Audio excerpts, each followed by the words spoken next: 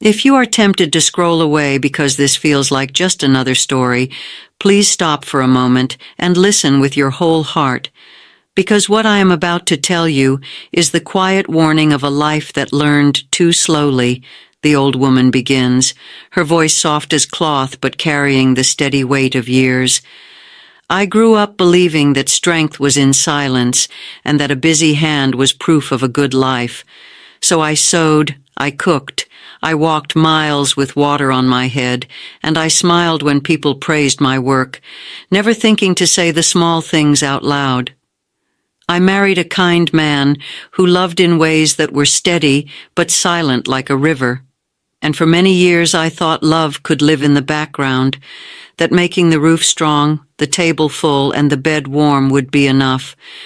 But one morning I woke to find the household full of people and full of distance, children who lived in distant cities, and a husband who shuffled through the day like a ghost of the man I had known. There were afternoons when my daughter would stand at the doorway with a letter trembling in her hand, wanting me to be proud, wanting me to cheer, and I would fold the laundry and say, "Later, my child," because I believed later was a safe place to keep my heart. Small silences collected into cold spaces, a missed recital, a plate left in a sink too long, a story I never finished because I was tired, and when I think back, it is the small absences that turned into the largest griefs. I remember a night when my youngest came home angry, and I answered with a sharp word, not because I wanted to hurt, but because I protected myself with excuses, and I did not ask why his eyes were red. And that night, he left the house with that sharpness folded into him, and it took years for him to be the boy again, who used to sleep with his head on my lap. Pride tells us these things are small, that they will mend themselves, but pride is a stubborn friend who teaches you lessons with late fees. It will charge you more than you can pay. When my sister died in the season of dry leaves, I stood by her bed and realized I had 1,000 reasons for not visiting, for not calling, and every reason looked suddenly like a silly shirt I had chosen instead of a warm coat. Standing there, holding her hand, her skin thin as paper, she whispered, "Do not choose work over people, little one." And the words opened something in me I had kept closed for decades. After her funeral, I tried to reach my children more fully, but pride had frozen their answers and time had carved distance into habit. I wrote letters that began clumsy and honest. "I missed you in ways I could not say then." And I folded those pages like the careful hands of someone who had learned to mend. Some doors opened slowly, some remained closed, and I had to learn the hard truth that not all losses are healed by good intention. Action is needed. Imagine an evening where the house is tidy but hollow, where the kettle sings and there is no one to pour the cup of tea into the hands that wait. Imagine walking past a chair that used to have laughter folded into its cushions and finding it now only holds the memory of a laugh. That hollow feeling is what pride and delay can make for a lifetime.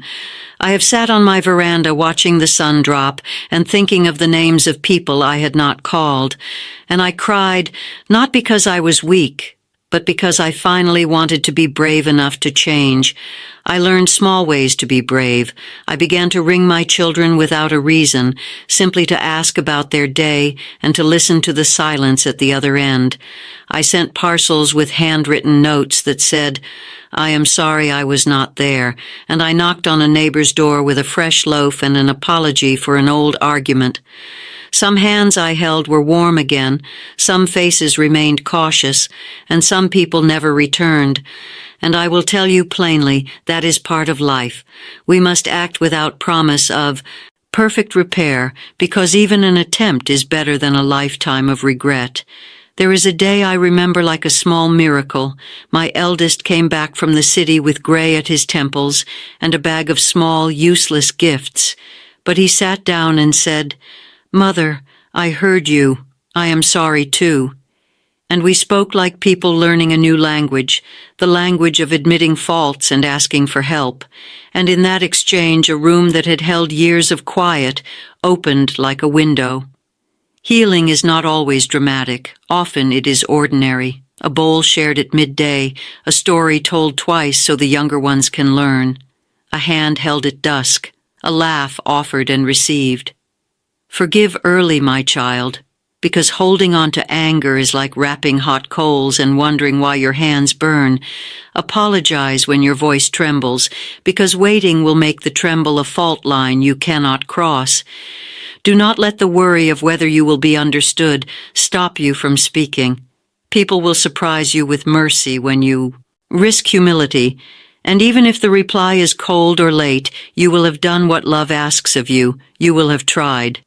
I have seen people with pockets full of coins and no stories to tell, men and women who could not share their wealth because they had no one who remembered their birthday, no one who could laugh with them at a small joke, and I would rather have small chairs filled with people than a house lined with gold. When I teach my grandchildren, I tell them the same simple thing. Love quickly, forgive quickly, speak plainly, and do not bury your softness under a pile of, I am busy.